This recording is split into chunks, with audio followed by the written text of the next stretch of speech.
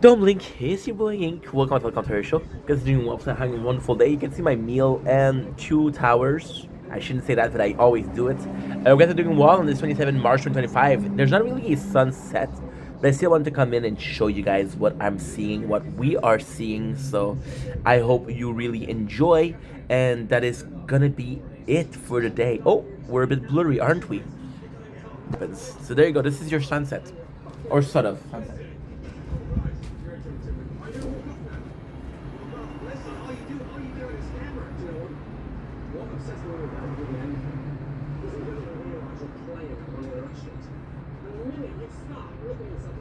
Stop blaming the people around you. The quicker you may get this place turned around. On it? Good. Fucking joke.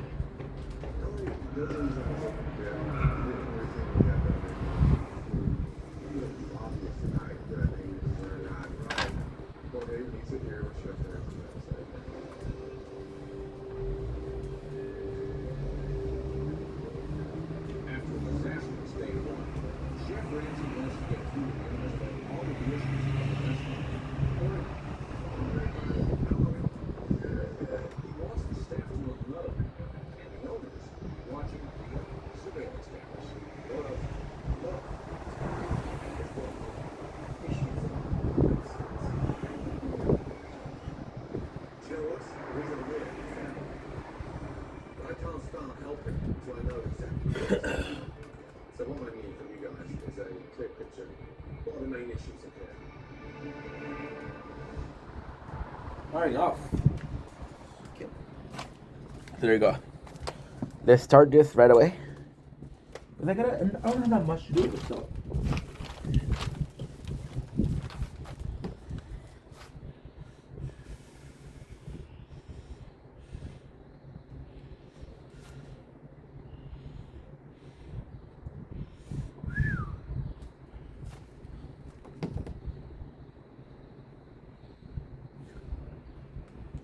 Don't blink, it's your boy Ink, and welcome to the control. Doing well, having a wonderful day on this 27 March 2025. This is our fourth day of weight loss, so the video that you're gonna see is about that is a sort of like a recap. We've been doing those every single day. So today went really well. Calorie speaking, we went really good. So we had 2 coffee because I didn't sleep well. So that was 90 calories. We had two sandwiches with cheese whiz, which was about 240 each, so that's 840. And we had two bread with mayonnaise. That's a bit more. So we're about the 700 and 800 calories today. Um, More than that, 900. Yeah, 900. Today I have a meal, my one meal of the day. Um, I don't know what it is because somebody gave it to me. My neighbor had a party. They cooked too much. They gave me some leftovers. What we're eating today. That's actually pretty cool. The training went really well. I had a bad case of chub rub. But it was entertaining. I had people that were super kind. It's funny because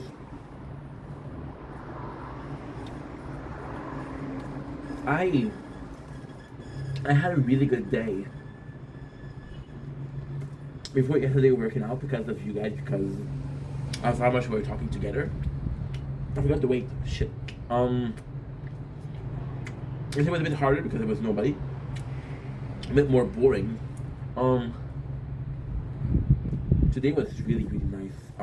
People came in. It was really fun. Just talking to people, just socializing. The workout started really badly because it was a really nice weather outside today, and I wanted to go out, and I kind of had to force myself to work out, not because I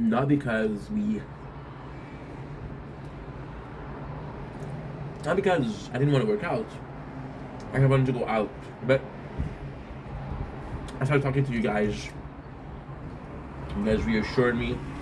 You guys showed me that this was the place I had to be right here, right now. That's always appreciated. Always. But I think even more than that, I think ultimately speaking, um, what's happening right now is that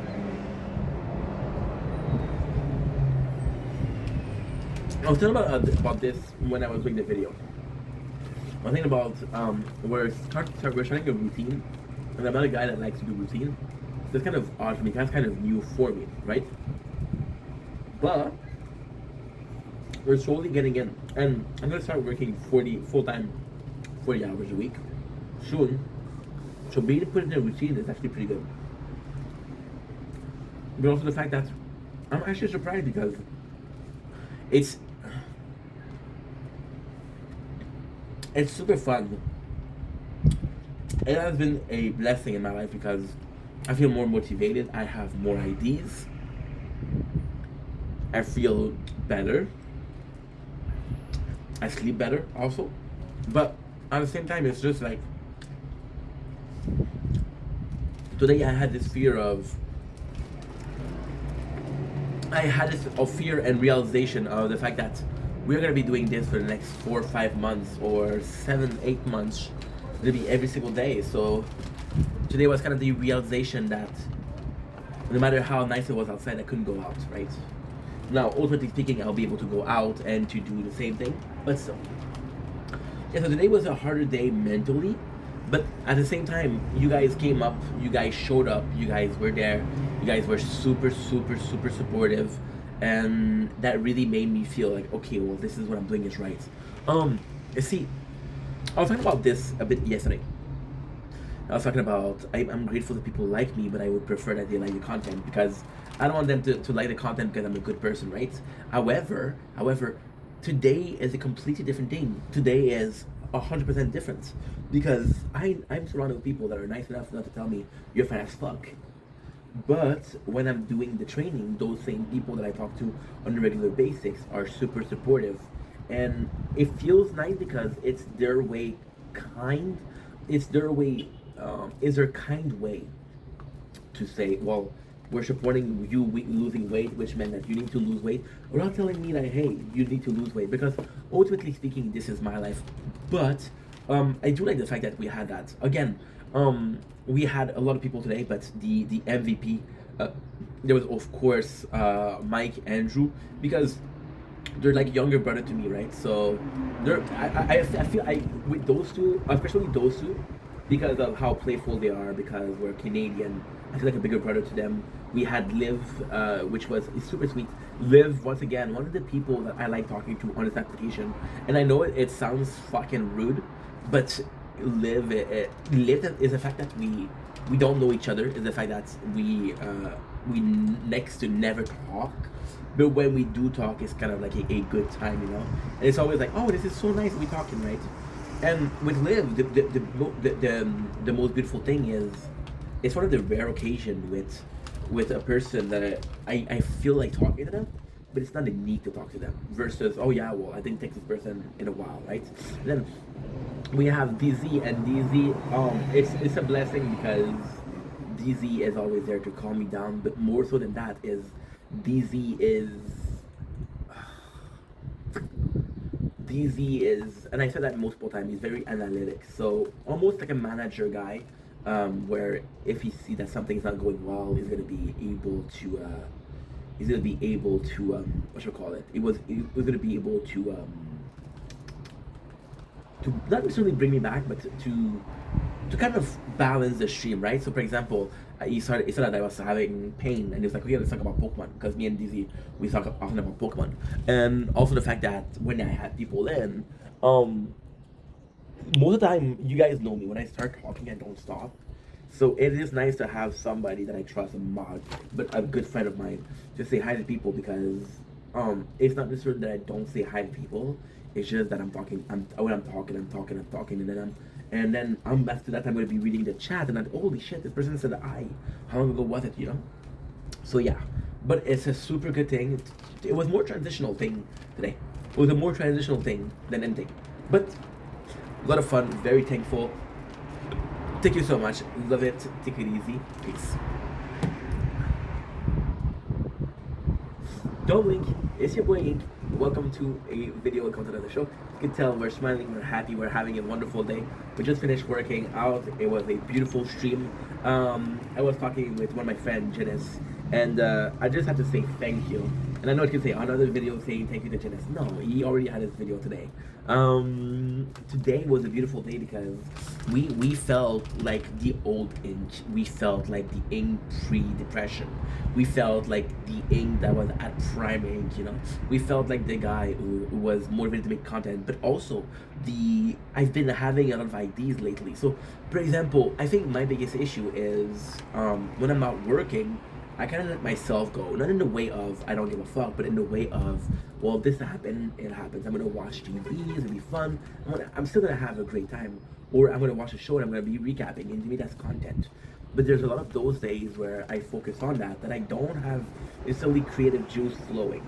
And ultimately speaking, I mentioned that in another video. I made another video with that, but the fact that I had so many ideas and we've been making content for 4 years nonstop every single day, but I'm still getting ideas is a blessing, you know. That's not always going to be the case. Maybe next year I'm going to spend a couple of weeks without getting a single good idea. Maybe it's going to be taking a decade and then I'll be fucked. But for now, that creativity is so important and so nice. But it has been a while until, like, for example, I was supposed to talk about this yesterday, but the battery died. But yesterday we had 6 ID for videos. We had 6 ID for videos, and I wrote it down, and I'm gonna be completely honest, and I cannot remember why.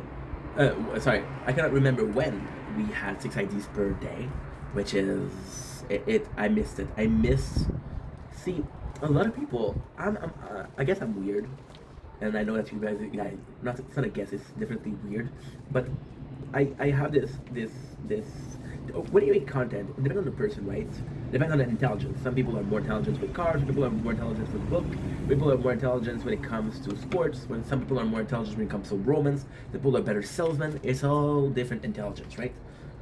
With me, what I like to do, I like a lot, like, okay, let's turn on the camera and let's just talk. And I think I was talking about Nico Calavocado yesterday, and I think I relate to that a lot. Like, let's just turn the camera. I don't know what I'm going to talk about, but we're going to talk about something. And of course, there's, like I was talking about Janice before. Janice is very good when it comes to behind the scenes. He's very good when it comes to the analytics. Very good when it comes to, like, okay, well, you should have done this like that. And it's not like, okay, well, the video wasn't good. It's like, hey, this is a good idea. So he is very good at, you know what? I'm going to say closing thing. So closing thing is very good. Like, manager is super good.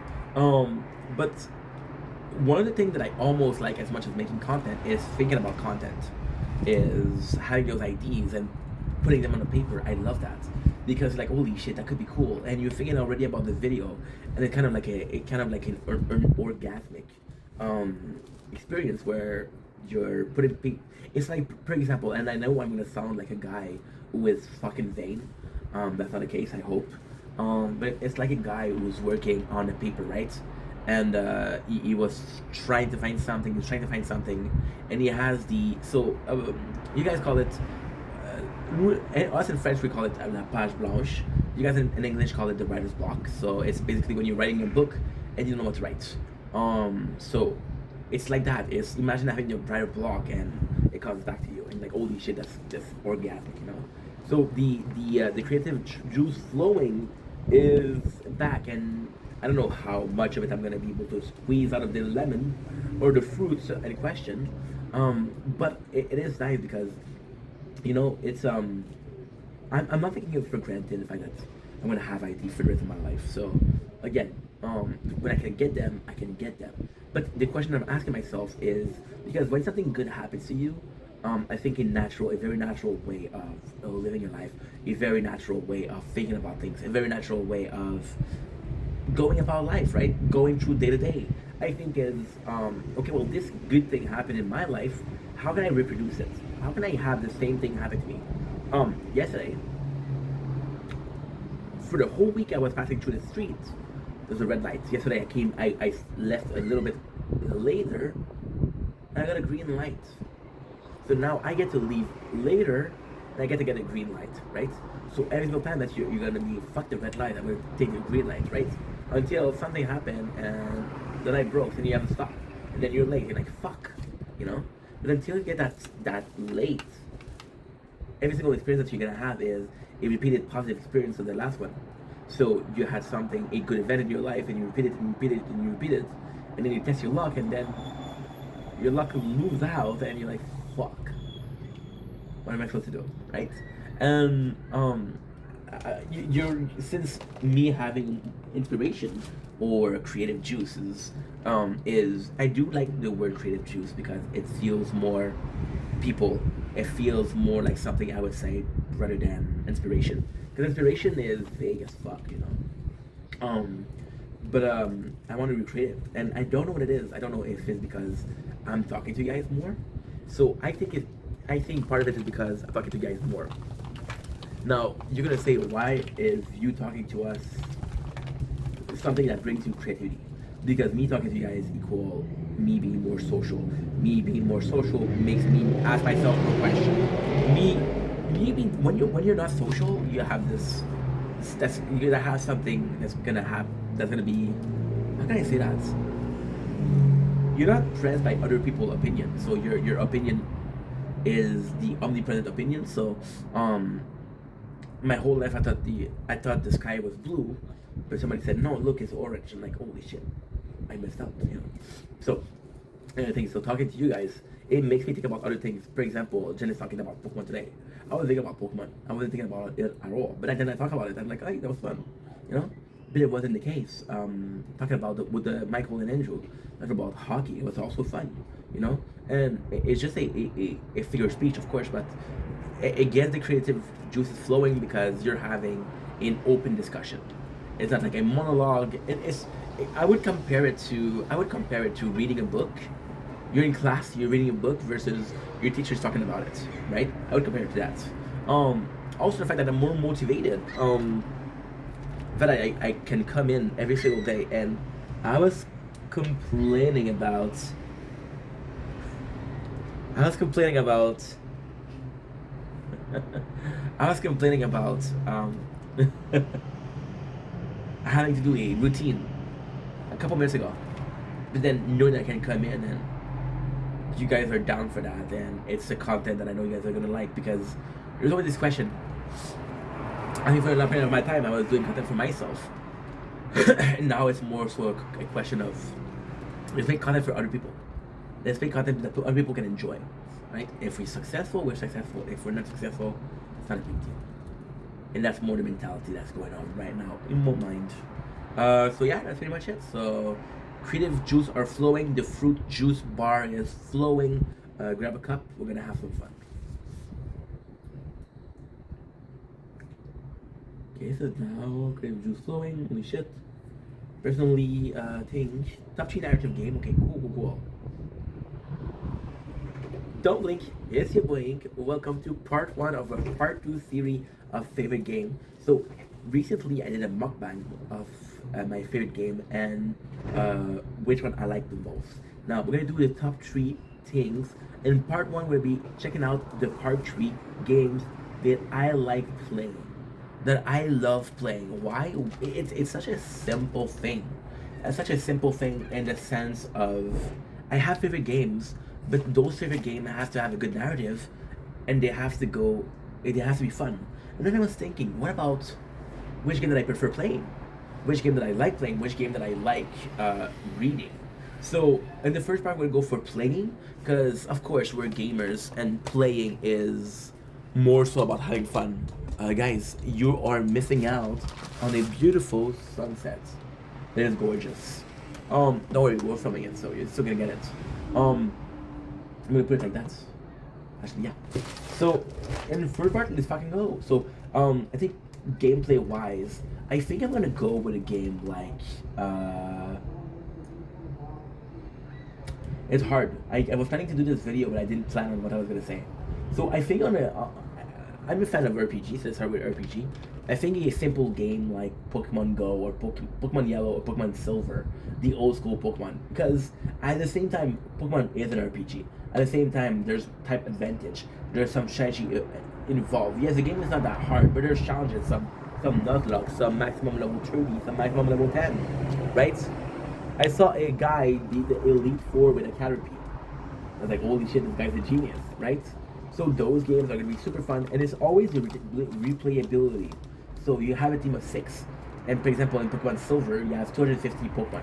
So you do the 250 Pokemon divided by 6, that's how much? That's 6.5 is 300, 6.3 is 180. So yeah, so let's say 3.50. So you have a 35 possibility of different Pokemon team in the game, which is fucking phenomenal. Does that make sense? No, this makes sense. Holy shit! Wow. I don't know how I got there, but I got there. So the fact that you can play as all of those Pokemon, but the fact that again, such a big game. So the nicest thing about Pokemon in my mind is you can really go in depth and talk to every single character, do some side quests, or you can just run through the game and do a speed run. And both of the cases are super fun, and they're both super fun, and that's something that I really enjoyed. And my number 2, I'm gonna do 4 instead of 2 because 2 does feel. You know what? We're gonna do 5. Fuck it. Number 2, I'm gonna have to go with the tower. I'm gonna include in there two different mobile game, because I don't know if you prefer PlayStation. I don't know if you prefer Xbox. I know that you prefer gaming on your mobile, right? It's a beautiful weather. It is a beautiful weather. So I'm gonna go with the tower. The reason for the tower is you guys hear me talk about it. It is the game that I play the most.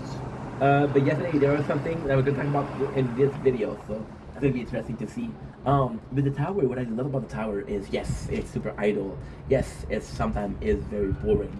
Yes, it's sometimes the same thing over and over and over and over again. However, the tower is one of my favorite games because playing is you're just watching a movie. I've been playing a lot of mobile games, for example. I'm thinking about Solo Leveling Arise. I've been playing a game where's the auto? There's another one I did auto. It's this one. Yeah. So Solo Leveling Arise is a game that is a action game, but you can do auto, so you can just run through dungeon and just watch character do the whole thing. And to me, this is beautiful. Not that I don't want a game, but because you're watching a movie and you're preparing your guy. So it's like a game like, for example, Arknights, for example, Elysium, right? So you're this commander, you're equipping your people, and you're just watching the whole thing go. And it's a beautiful thing. It's a fun thing to see. It's a fun thing to watch. So a game like the Tower, and it's just like this is a game that's gonna be in the background. You'll be looking at it and like, wow, there's a lot of pretty colors, a lot of things going on. It's also the fact that you can get really into it with the stats. You can get really into it with the upgrade. You can get really into it with the whatchamacallit, like really into it with everything that is strategic, right? Or you just let the game go, and like we're doing right now, we were taking a break from the tower because we played a lot lately. So we're just going some low upkeep. We're just watching the game, and the beautiful thing about the tower is you're gonna be watching it from afar, and you're gonna be realizing that, oh, I haven't checked my playthrough in an hour. Then you're gonna look at it, and you're still good, and you're seeing all of the effort, all of the hours, all of the cash and coin that you put in. And that's why your tower is still standing. It's a beautiful thing. The turn number 3, we're gonna go with a game that is completely different. We're gonna go with Borderland 2 to be precise. You know what? We're gonna go with Borderland 3. If it was narratively speaking, I would have said Borderland 2.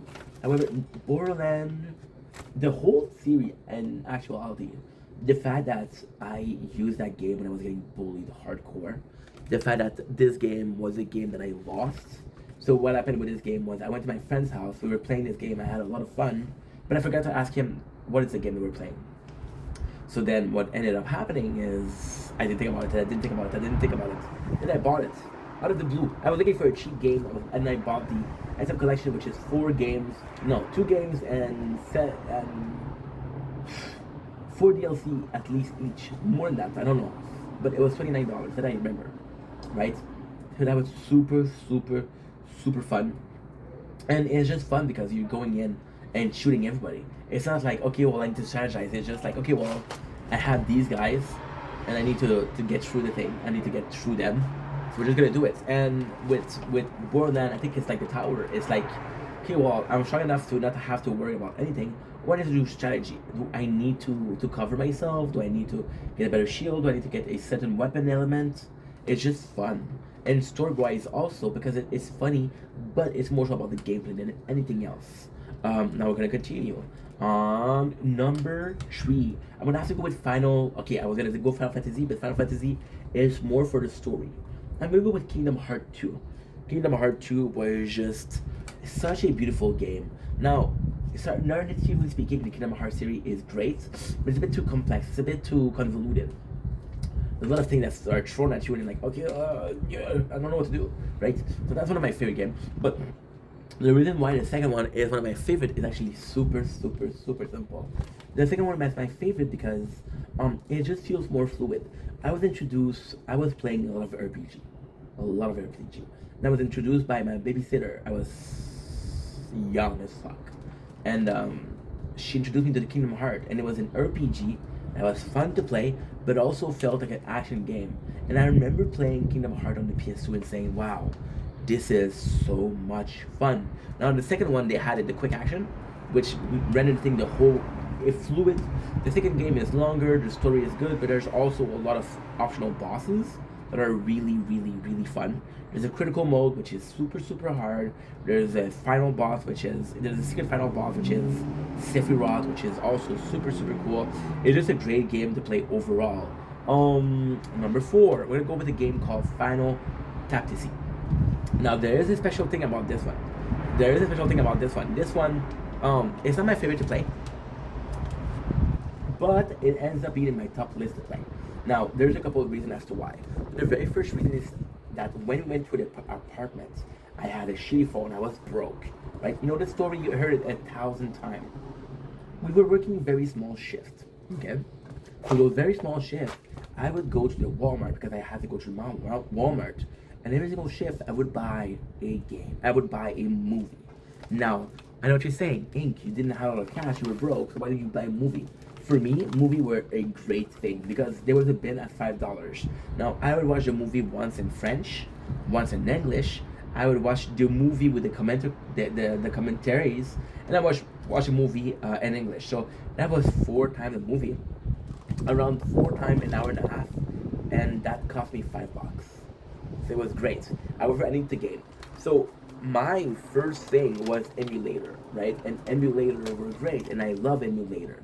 The problem that I had was I bought a really good phone, which was the Sony Xperia 5, and it was really good. It could run PSP games. Now, the one we had, that couldn't run. So I was back at games that I played for years, which was Game Boy Color, which was Game Boy Advance. And Nintendo 64 doesn't render correctly. And although I love those games, I was playing those emulators for multiple years, but it wasn't only multiple years. You run the game, for example, Pokemon. I would run the game at 8 times the speed. So a 72 hours playthrough would take me 1 day. And it's just that you spend so much time. So I was looking for a mobile game. Now, I didn't have Wi-Fi, so my choices were really reduced. I always had this problem with mobile game because the problem with mobile game was they all felt like it was to kill time. They all felt like you're not really supposed to play this game. You're supposed to be bored and want to play this game. Like, ugh, I'm doing nothing, right? And so emulator were a best because I'm like, what am I gonna play mobile game, but not play that? And I thought about this game a lot. The Final Fantasy Z came in, and it was just a fun thing. Final Fantasy Z was my first rogue game. Final Fantasy is one of the most boring games in the universe. And it's actually super controversial. We're gonna do a complete video about that after, so please wait until that. But it's just boring because you're tapping the screen, you're opening up chests, you're getting some diamond, you're buying skin for your hero to get stronger, then you're all the way there. And when you're stopping, you have to rebirth. So by rebirthing, you'll go back to level 0, but you'll get some treasure, right? And that's basically the game. However, it was fun because I could watch a movie. It was fun because there was no narrative. I would use my phone, and the top a quarter of the screen was a movie. or a video that I got on YouTube, and the third 3/4 left were the game, and you would just tap, and you didn't have to watch the screen. So when I talk about the tower is evolution of that.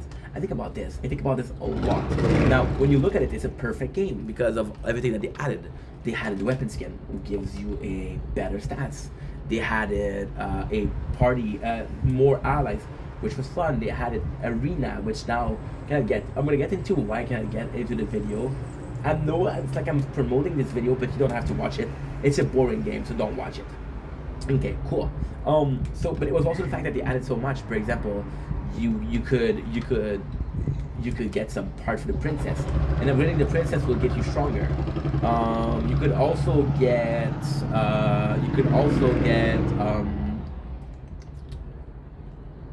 allies. But it was more so the fact that, so for example, you got really strong. What I like about the tower, which is a game that I talk about a lot, my favorite game, is I go to sleep. Do the whole day I'll do a playthrough, which is about 6 hours and a half, 6 hours 60, right? And at night I'll go sleep, right? Thank God. And when I go sleep, what will end up happening is, I'm gonna restart a playthrough. So when I'm there, I know, okay, well, I slept for this long. I know exactly where I am, right? So that's actually a really cool thing. The Final Fantasy was the same thing. In Final Fantasy, you had a way, and it was the first time that I used strategy in a game. I was like, okay, well, if I upgrade this guy, I'm gonna take more hits, and if I upgrade my allies, I'm gonna be able to get everything that I need. And that was it. That was a really cool thing. Now we still have one game left, and gameplay wise, number 5. What is number 5?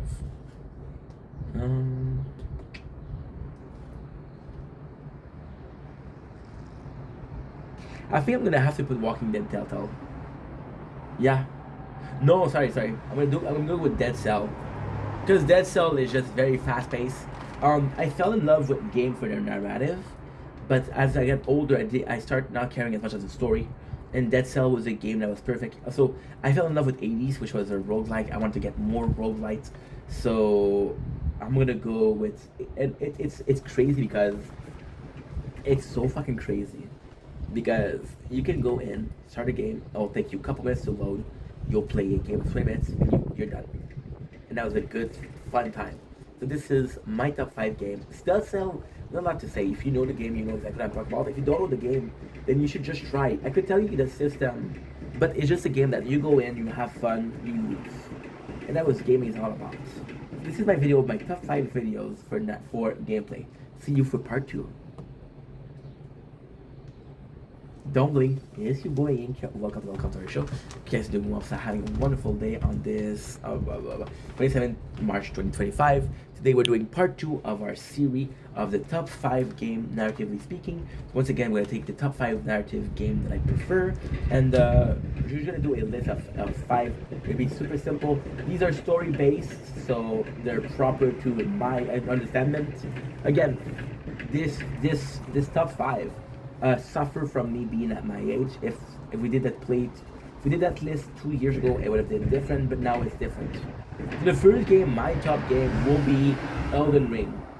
So Elden Ring, and I know people are gonna be like, there's next to no narrative. There's a lot of narrative, there's a lot of lore. But the best thing about Elden Ring is it's a game where you constantly question, am I doing the right thing? Right? I've played this game 4 times for a total of over 700 videos.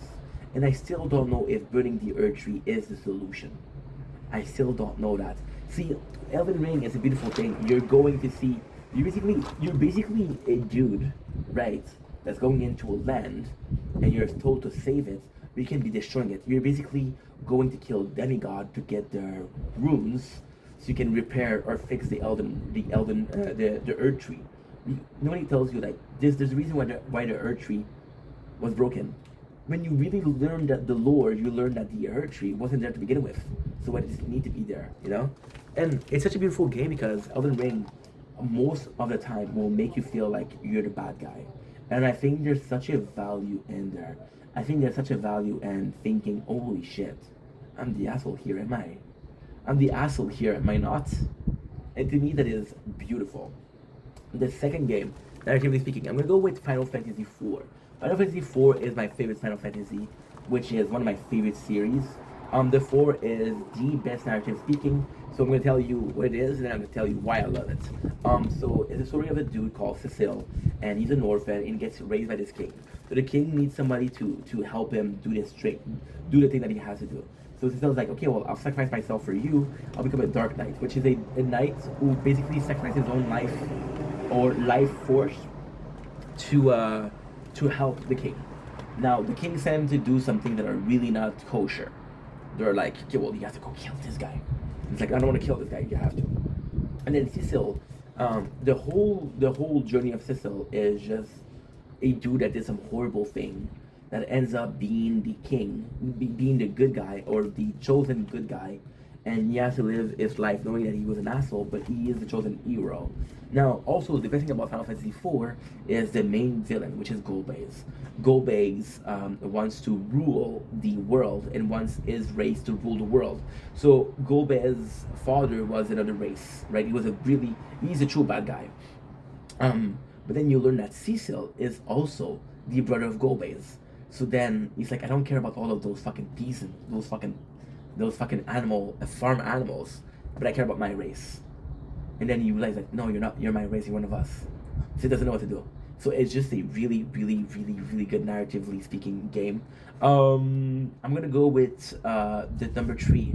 Number five of the narrative were really good. Number three, I'm gonna go with Paper Mario. Paper Mario as a single game on the N64. Just because it's funny, the story is good, the characters they're super chill. It's just a fun overall game. It's just a fun overall game. It's pleasant. The story is good. It's a beautiful game. Number four, I'm gonna go with Fire Emblem Three Houses.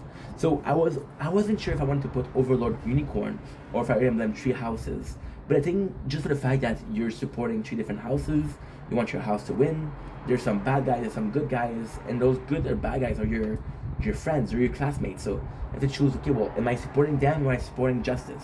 So I think it was a super good system. The story is really fun. The game is even funner. So all in all, it's a really wonderful game. Number five, we're gonna go with a game that I know people will get mad at me, but I'm gonna go with that Days Gone for my narratively speaking. So Days Gone, the beauty of Days Gone is once again it's like Cecil, but there's this guy called Deacon St. John, and Deacon St. John doesn't care about shit. He doesn't care about anything in the world. He only cares about him, his best friend, and surviving. Uh, Everywhere he goes, he's not like everywhere he goes like fucking this guy again. Would you not like him?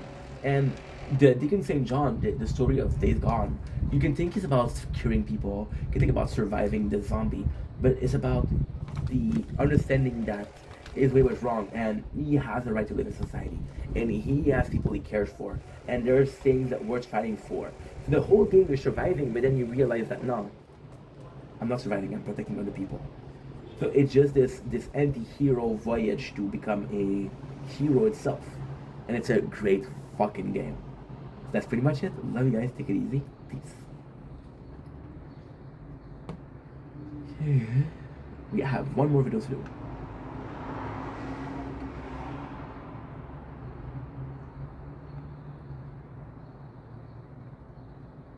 It deletes you guys. I'm gonna hope that you're all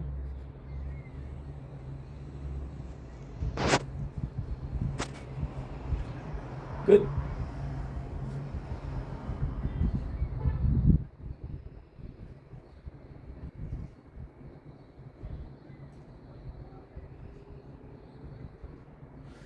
Give me a sec, guys. I think we fucked up. You will not do.